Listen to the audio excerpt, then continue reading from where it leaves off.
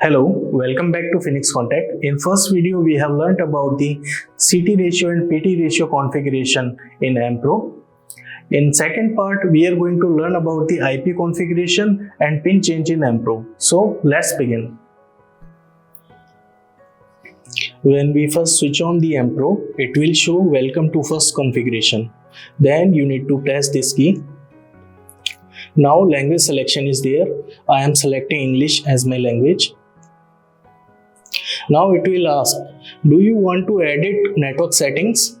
If you want to edit the network settings, then you need to press this key.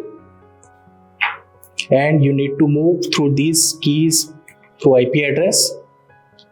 Here, the edit key you need to press.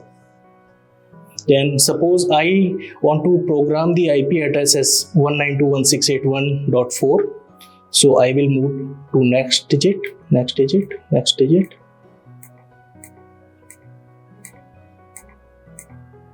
Then I need to change 224. So I will press this key. Then I will press OK. So now the IP address has been changed. Now it will ask for pin change. So default pin is 0100 in EMpro. Suppose I want to make it as 1000. So I will press this edit key. One more time edit key. Then I will make this 0 as 1.